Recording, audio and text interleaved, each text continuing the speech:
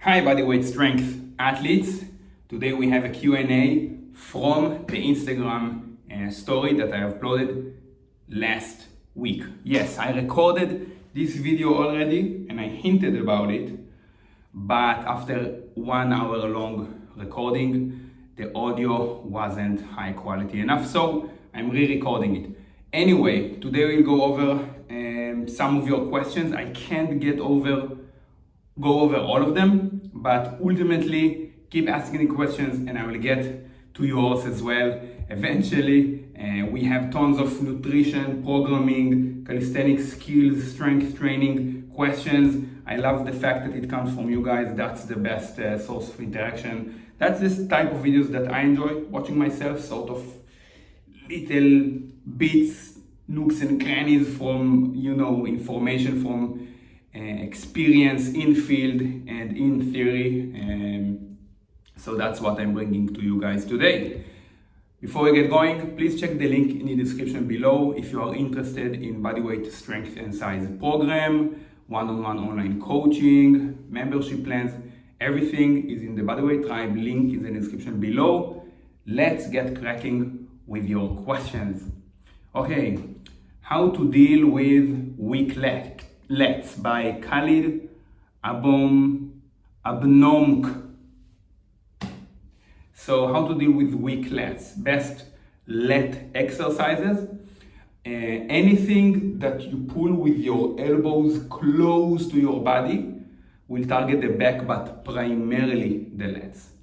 So we're talking about shoulder width pull-up and chin-ups, more so the chin-ups than the pull-up. Mid grip, so that's neutral grip chin-ups, and rowing, bodyweight rows, inverted rows, one arm dumbbell rows or kettlebell rows, anything that you pull with your arm, elbow close to the body. Sobita asks, should I train hypertrophy in order to get bigger and strong, or strength training is enough? Okay, that science-based evidence guys, experts, so-called, has really messed with your mind at this stage, clearly by the question. I want you to mostly think about strength and hypertrophy almost as a synonym. They mostly overlap. Strength and hypertrophy mostly overlap. You can't get stronger without adding mass. You can't add mass without getting stronger. That's in fact the primary and the only muscles way of getting stronger is hypertrophy. More muscle fibers or bigger muscle fiber. That's your muscles' only way of getting stronger. Yes, you can gain some technical efficiency, neuromuscular efficiency, slightly, mostly technical. That's nervous system adaptations. Muscular adaptation is just about adding mass. So they mostly overlap. Every strength program will be hypertrophy as well, and vice versa. Yes, there are hypertrophy phases and strength phases, but at the end of the day, it's more about training the movements. That's the main difference. So in a bodybuilding or hypertrophy program, you're more likely to rotate exercises, rotate variations, because you don't care about any particular exercise or its most efficient technique per se.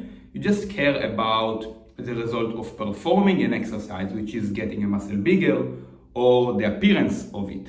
Whereas in strength training, each sport has its own main movements, like planche front lever or weighted dips, weighted chin-ups, that can be bench, squat, and deadlift. Therefore, you will train mostly those movements. You will allocate a lot of time and effort to these movements with less variation, more frequency for those movements.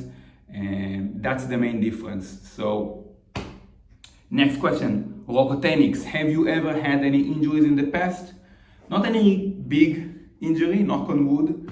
I did have some tears, supraspinatus tear on both shoulders, training the iron cross prematurely. I had a lot of elbow inflammation, tendinopathy, both elbows, but mostly the left elbow, training a lot of Maltese and not really tracking all of my workload, overreaching, overtraining it surely, but those are, in hindsight, very reversible once you know what to do. And I didn't have any big injury. I think that the best way to gain strength in the long term is to maintain health and vitality, because one big injury can set you back. Let's say I see a lot of guys tear their biceps in Maltese and planches, no warm-ups, hopping into positions. It can work, but eventually you will injure yourself, and one big injury like that can set you back for a whole year or two. Most people don't even come back from those injuries because they still have that same mentality of all or nothing bullshit. Like, I don't know. For me, all or nothing is taking care of your joints, doing rehab work, warm up, and so on. Am I Tarazan? Tips and insights for wrist injury, rehab and push exercises for a temporary solution. Okay, so a lot of injury questions, and for good reasons. For wrist rehab, obviously like any other joint, you'll have to keep it moving, keep the wrist moving, but the idea is to find the movement that doesn't cause pain to any severe degree, maybe 1 in a scale of 1 to 10 of subjective pain. Keep it moving, keep the blood flow going. You can do a lot of wrist preparation routines. You can do rice bucket with different forearm and finger and wrist exercises. But the thing is, do it consistently, extremely frequently, multiple times a day, and that's the way to get those injuries behind you fast. Exane Cox asks how to train an iron cross with no bands or assistance from a pulley system or a friend. Good question, and actually a fun story. That's the way that I train for the iron cross. I read Overcoming Gravity 2nd edition by Stephen Law, and he recommended the box assisted, those where you have your feet on a box, slightly elevated box, which is around ring height or slightly lower than that. You put your heels or back of the knee or even the back of the thigh if you need more assistance, and you go into an iron cross. Pull out, hold, and press back up. That's the primary exercise that I did, building more volume. That's the way that I like gaining strength, building volume with the progression, 5 sets of 8, those sort of stuff. And I did that for about 6 months straight, and playing with the amount of assistance and volume and so on. And then one day I was training at the park with my wife Shira, and I don't remember that I saw it anywhere in particular, but I just wrapped a band on a bar and strapped myself to the band. Now I use the band system a lot, but back then I didn't know it. Obviously I didn't invent it, but that's the first time that I ever saw or used it. And I was very, very close to, I held the iron cross, but it was not a lot of assistance. In hindsight, I didn't know that I was just 3 to 4, 5 sessions away from holding iron cross for multiple sets of 5 seconds weeks after, which was very, very exciting. So that's the primary way that I build the cross. Leg assisted, leg behind, in front of you on a box, on an elevation, more difficulty. Just the heels more difficult, or if you go back thigh, back of the knee, that's more assistance. Keep the arms beside your body, not behind your body. The arms will want to go behind you, almost like a half back level. You need to keep them beside you. That's more weight on the upper body. Great technique, and that's a sure way to getting the iron cross. No bands, no assistance, no coach. Stronger asks, pros, cons of short, long parallettes. If you go tall parallettes, you can do freestanding handstand push-up with the full range. You can do more transitions like L-sit into a press, into a bent arm press, into a handstand. You have more room to play with. The parallel bars, the short ones, their pros is that if you go into, let's say, a planche, you don't have to elevate yourself into the position, which is slightly hard. It's almost like a half press into position. So for pure planche work, I prefer the short ones, the very short ones. For handstand push-up, If it's full range, I obviously prefer the taller ones.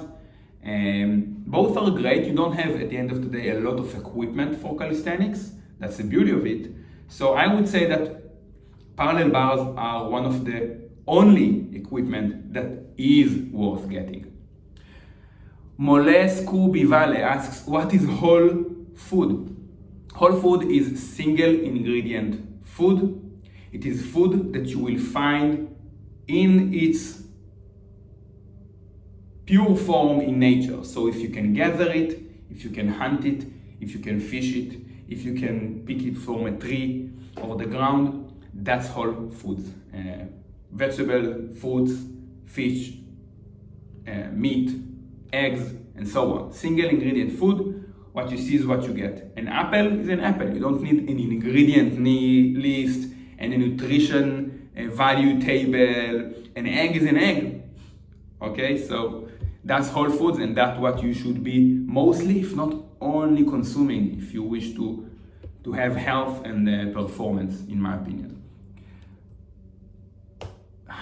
Create Colorart 333 asks, how many days should I train with weights, calisthenics to gain muscle mass, recovery time?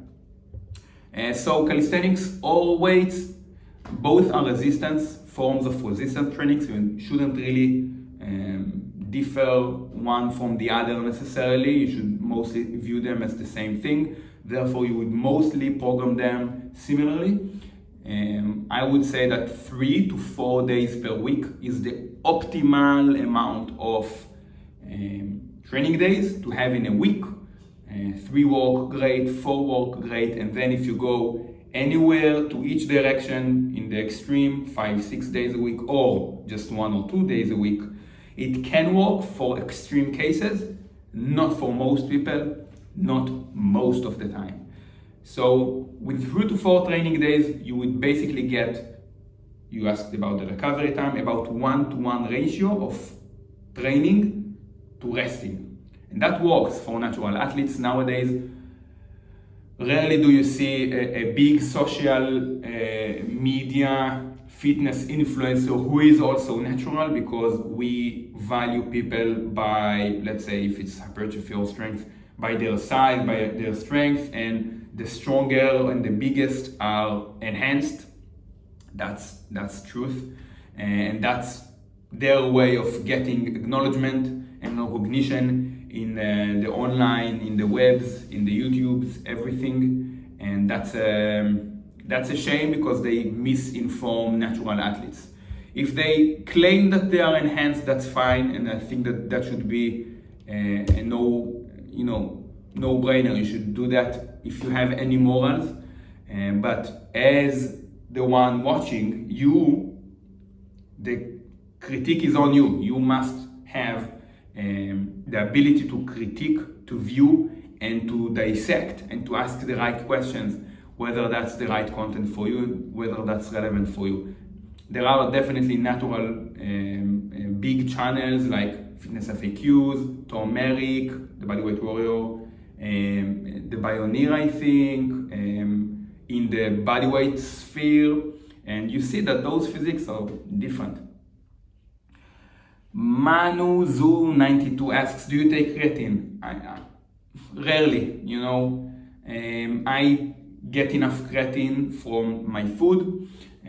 I eat about 1 kilogram of meat a day, and that will give you about 5 grams of creatine per day, which is what usually most people need and consume if they consume in a supplement form. I like the notion of just getting what I need from whole sources, from natural foods, and not supplementing. That's my notion. That's not necessarily the best way to go. If you can have the right concoction of so many supplements, yes, there are some benefits. If you don't eat a lot of meat, maybe it's price, maybe it's I don't know what.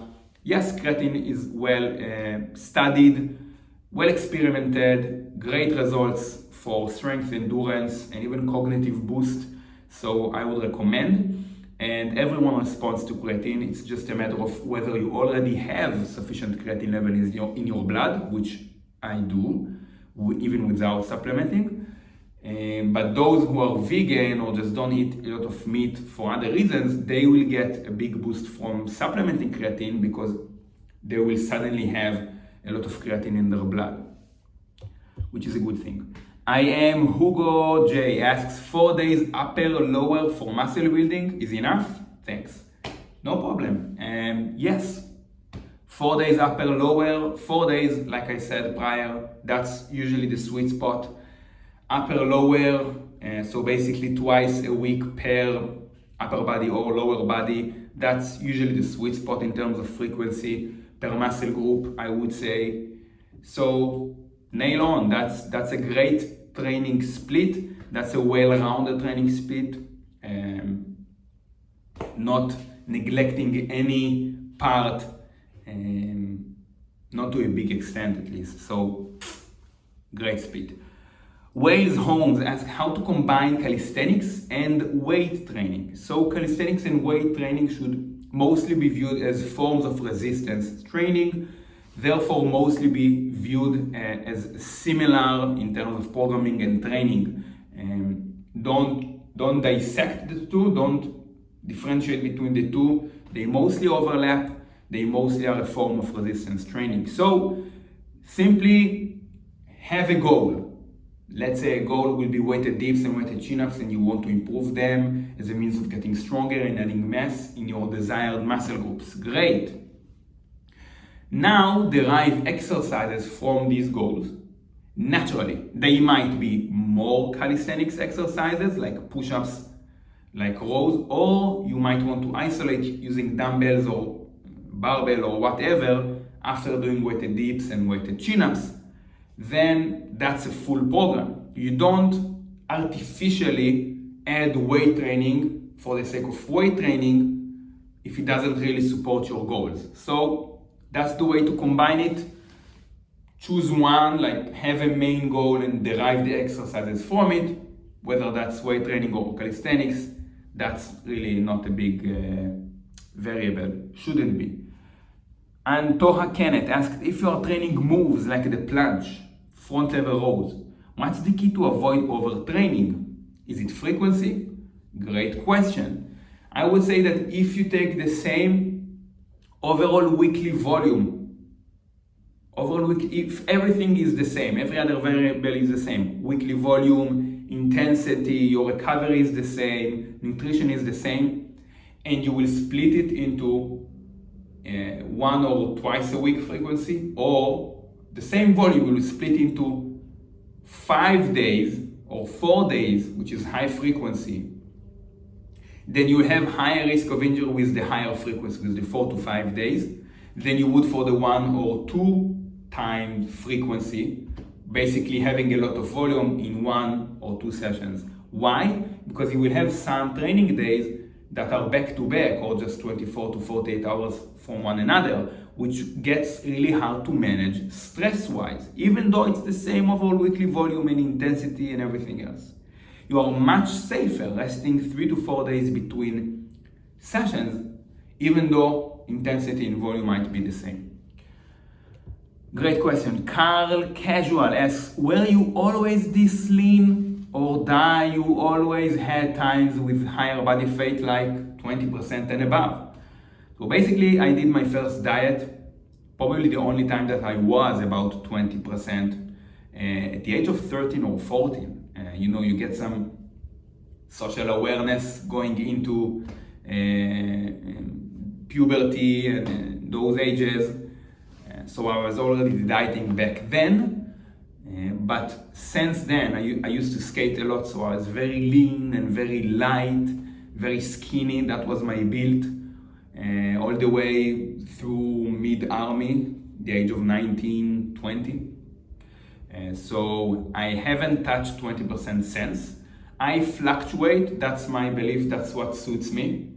I think that everyone should have a body fat percentage range. So yes, acknowledge the fact that you go through phases, ups and downs in life, and it's definitely fine to fluctuate within that range. And if you exceed in any way the upper end or lower end, that you should really address it more meticulously through nutrition.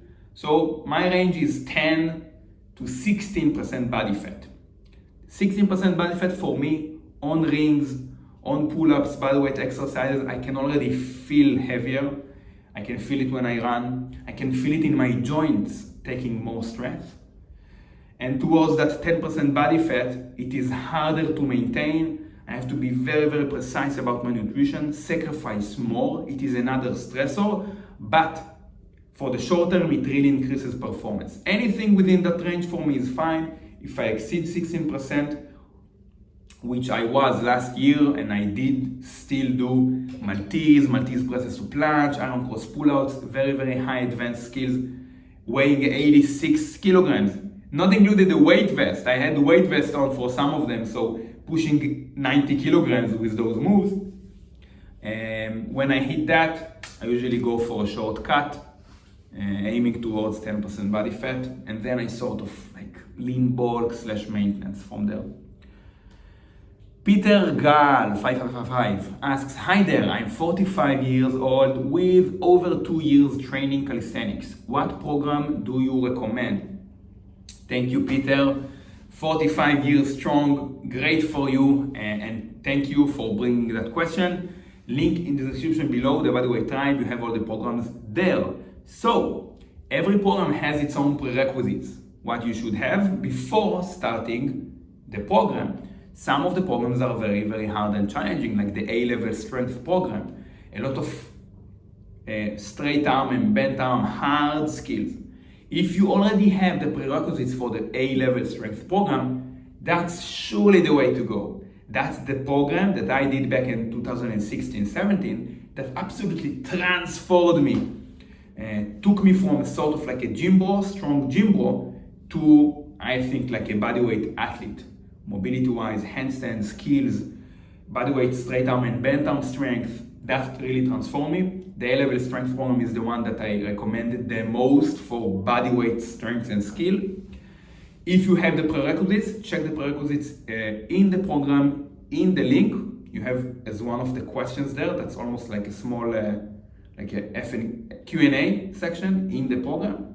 Then surely start. If you don't have it, you can either go bodyweight bronze to acquire the prerequisites, or hybrid strength as well to acquire the prerequisites so you can start the A-level strength program. That's true for everybody else. The prerequisites for A-level strength are 3 sets of 10 ring dips, full range of motion, full control, and 3 sets of 10 full range of motion all the way to the top with your chest. Ring chin-ups, passive hang, boom, chest to rings at the top, 3 sets of 10 both. Full range of motion, full control, that's not an easy prerequisite to have. I think that most people really give themselves too much credit, and they don't have those with meticulous form. If you don't have them, work on the basics, bodyweight bronze or hybrid strength program, which is a mix of bodyweight and barbell, and then ultimately transition into the A-level strength. Next question, PR1MO1 asks, how often do you rotate movements? Fantastic question. The movements themselves, the main movements, I try to keep them as my goals for a year or plus, because I know how much time it takes to really nail them down. For instance, to achieve the planche and front lever, and really not just unlock them, but ingrain them in my body and my brain, building a lot of core capacity and so on. You know, I trained them for almost 3 years. So before transitioning into cross, Maltese, and so on. So I keep the goal. The goal is to keep the goal, as Dan John said. Great author. Get his books. Start with Never Let Go. Variation or rep range of the main movements, that I change quite frequently. I love doing that, and I do it every 4 to 6 sessions of the same kind. So let's say I train 5 sets of 5 handstand push-up. After 6 sessions, which is about, depending on how you program, but let's say 3 week long, I would usually change the rep range for like 5 sets of 3 and add weight, or add intensity, go to 90-degree straddle handstand push-up, And so variation or rep range every 4 to 6 sessions. PR1MO1 asks what to do about elbow pain. Great question. Elbow pain, wrist pain, shoulder pain, those will be almost trivial within the bodyweight practice. Anyone who pushes themselves and have done so consistently have felt inflammation in one of these joints, because those are the most used, the most overworked joints in calisthenics, upper body, obviously. So you have to know how to deal with tendinopathies. If you don't push to the next stage and not acquire the tools of how to rehab yourself, you'll be constantly stuck at that intermediate stage with constant pain and inflammation in your joints. That's not the way to go. That's not foundation for high-level performance and health. How to deal with it? So, make it binary, black and white. Drop all exercises that causes pain. Keep doing all exercises that don't cause pain at all. Okay? It's important to keep your motivation high, so keep doing them. If an exercise causes pain, drop it. Don't make it like a gray area where I don't, no, drop it. Great, that's one frontier. The second frontier is the rehab frontier. Find an isolation exercise that hits the spot, the damaged tissue. How do you know that it targets the damaged tissue? Because it causes slight and direct pain, like an ouch gone type of pain. It is very sharp, very precise in the exact spot that you are injured. But it is only 1 in a scale of 1 to 10 of pain. Subjective scale of pain. It is very light pain and you know that it hits the spot. Great. Use light dumbbells, I'm talking about 1, 2, 5 kilograms, or light resistance band, very, very thin one, and do mega high rep training. I'm talking about sets of 70 to 100 to 150 repetitions. Basically sets of 3 to 4 minutes long. You can put a song on instead of counting, that's best. That's what I do, at least. You don't have, it's all about the time under tension. So don't go explosive, don't go uncontrolled, don't use stretch reflex too much. Use slow controlled tempos, high reps, not to failure. Feel the pump, get a lot of blood into the damaged area, get a lot of nutrients in there to promote the recovery process, and do it extremely frequently. That's where most people fail. They don't want to put the rehab work. They just want to do the fun stuff, the skills, the high intensity stuff. But if they get injured, they can't accept the notion of attributing the same amount of effort into something that is less exciting, less fun. So I'm talking about 4 times a day. If you want to get rid of your inflammation, of your injuries in a week and not in a year, do it 4 times a day and at least 2 hours apart. So each and every time you re-aggravate the inflammatory response. Instead of doing 4 sets in one go, spread them throughout the day at least 2 hours apart, and each and every time you will re-aggravate the inflammatory process by doing so, which is the healing process. Absolutely fantastic question. Also have a blog post on it, so go to the Bodyweight Tribe, link is in the description below. You have education, free articles there. Check out tendon healing. I think maybe it's one of the first one that I uploaded to the Bodyweight Tribe for the free article section. And I have precise protocol with all the stages laid out, how you go from there to full performance. Great question. Next one. ATPay91 asks, having a hard time leaning out. Is calorie deficit the only secret to improve body composition? No. Bodyweight calorie deficit is not the secret. It is no longer the secret. Everybody already knows that calorie deficit must be occurred in order for you to lose weight. It is obvious. Everybody already knows. Calories in, calories out. No matter really what diet you do, carnivore, keto, no fat, high fat, it is everything in order for you to put yourself in the best situation to be in a calorie deficit. Some diets do it better than others. That's the secret. The secret is how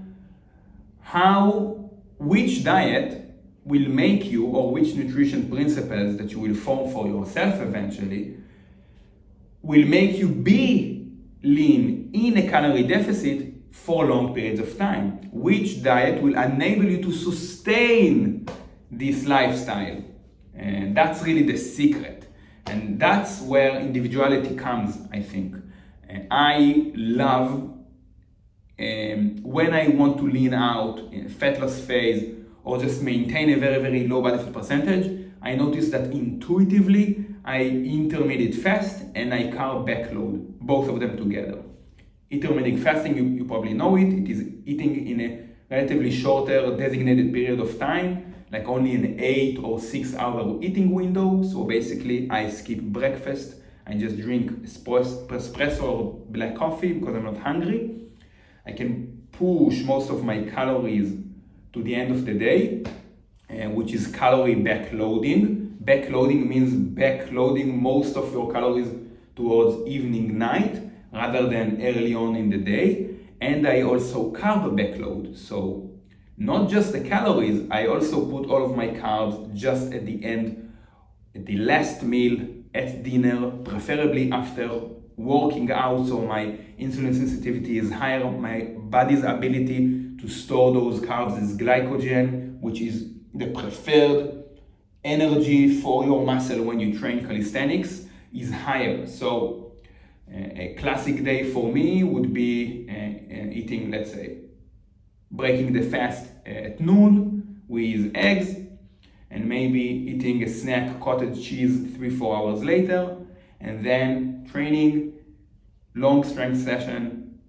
7-8 p.m., having a big meal, a lot of calories, a lot of carbs like rice or potatoes or sweet potatoes or oats or fruits, etc., or a combination of all of the above, with some protein source, and that's what I do. So the only secret is which diet will you be able to maintain? That's the secret. Okay, next question. Kali FTH asks, 5-3-1 periodization for weighted Kali good? I started 4 months ago. I am at 90 kilograms. Okay. Is 5-3-1 periodization for calisthenics good? 5-3-1 is a training template by Jim Wendler, great author. Read the book. I recommend the second edition, and also 5-3-1 Forever, which is the last edition. I love them. This is a program that I actually used for 9 months straight, which really unlocked for me the D-level skills. So I was training, I already had planche, front lever, planche on rings, iron cross holds, but I wasn't able to push towards the D level, the Maltese holds, the iron cross pull-outs into other exercises, transitions between cross and planche, cross and Maltese, the DE level, very, very high advanced. I was constantly overtraining. Then I thought about, I need to do a program that someone tells me what to do, how much to do, the frequency, because I was just writing for myself. And when I wrote program for myself, I always overworked and overtrained, and too much frequency and too many sets per exercise, because, you know, that's my mindset, and a lot of people, hardworking people, have the same mindset, but it's problematic when you are the only one that you are accounted for. You need to be accounted for other people. You need to be less emotionally invested and make decisions emotionally on a day-to-day and week-to-week basis. You need to have an outer, broader perspective of some other strength coach. So I did 5-1 by Jim Wendler, and I simply inserted the movements that I trained, which was the iron cross pull-outs and my Maltese holds on rings, and I trained it. And what do you know? Most people will find that it is relatively low intensity and low volume. So I was able to recover, to flood a lot of inflammation that I had in my joint. That was the first time that I felt fully recovered going into my sessions in a long time back then, 2009, 2020, and my performance showed for it. I achieved the Maltese and unconscious pull-ups very, very quickly thereafter, almost too easy, almost effortlessly. So once you follow a good strength training program, like 531, you will also have to adapt it to gymnastics skills, to calisthenics skills, which is also a hard thing to do. So you should hire a coach or get a other dedicated calisthenics skill program from another strength coach to do it for you. It does take a lot of knowledge, but once you do it, you understand the relationship between strength, stress, and recovery. I was quite blown by it, like how you can feel recovered and get the results that you were hoping for at the end of the day. Great program. How often do you train legs? I am Raad asks. I train legs once a week. It is not my priority, but I want to be decent enough with legs, with squatting, with deadlifting, with just having sufficient core strength, leg stress, not having significant imbalances or weaknesses. So I train it once a week. That's what I do. That's basically the average of the frequency that I train my legs for the past 5 years. I had notches where I trained it twice a week. I had notches where I trained it 0 times when I really specialized in a single skill and put all of my chips on it. But once a week, for me, that is fine. 3 upper body, 1 lower body, that's the ratio that does it for me at this stage. What do you think about seated overhead press versus standing overhead press? Jaden WNG asks. I prefer standing because you get the full kinetic energy from the floor to the top, so you have to have much more core strength and leg strength to perform the exercise. It is less stress on your spine because once you sit down, the chain of brakes, your joint act as brakes, like brake for a car to absorb impact. So basically the chain ends at your tailbone instead of your heel, having hips, knees and heels as well to absorb, ankles to absorb the impact. When you sit down, more stress on the spine, less wiggle room, in a good way to have more upper body fluctuation and body English into the movement. I prefer standing. I think that's you get the full benefit, more core engagement. You'll be able to lift more weight. I prefer that. Next question. Tristan Street Workout 1 asks, after training assisted one-arm pull-ups, are there any other movements to train, like negatives or holds? So with one-arm pull-ups, my recommendation is to basically not overtrain it. You asked one question, I answered it in another direction because that's, I think, the way to go, even though it's an indirect answer. Most of the problems with one-arm pull-ups or one-arm chin-ups is overtraining it. Most people will get elbow pain from overtraining it, and you don't need to do a lot from overtrain it. 9 out of 10 people will overtrain one-arm chin-up, and they will get elbow pain, severe elbow pain, inflammation that will last for some for a lifetime. There's also a MAPS syndrome, middle-aged pull-up syndrome, which is just one-arm pull-up related, but it is people that acknowledge the fact that doing high frequency or high volume or the both pull-ups or chin-ups will get your elbows inflamed even bilaterally. So one-arm chin-ups or pull-ups are very, very hard on your elbows. You get a lot of torque, rotation on your elbow, more stress than just the pure fact that you're pulling more weight with one arm. So train it once a week, that's what I recommend, and have one single exercise that basically comprises all of the stimulus that you need in order to progress.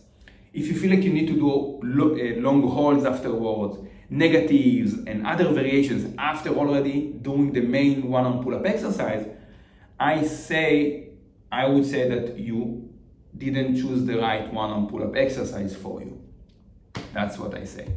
What do you think about bringing Doug Hepburn from 8 sets of 2 to 3 to 6 sets of 2 to 3? That's 3 stand street workout 1. Again, asks. It will work. 6 sets of 2 to 3 are enough as well.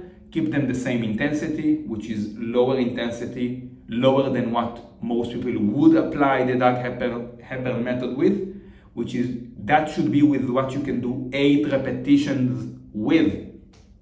So imagine doing sets of 2, either 8 or 6 sets of 2, but with something that you can do 8 repetitions with. That's basically starting with 6 reps in reserve.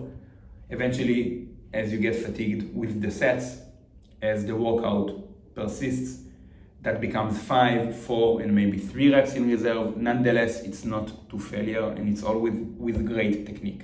Next question. Nicholas HPT asks, do you count your calories or why you know you get enough? So how do I know that I get enough? I don't usually count my calories.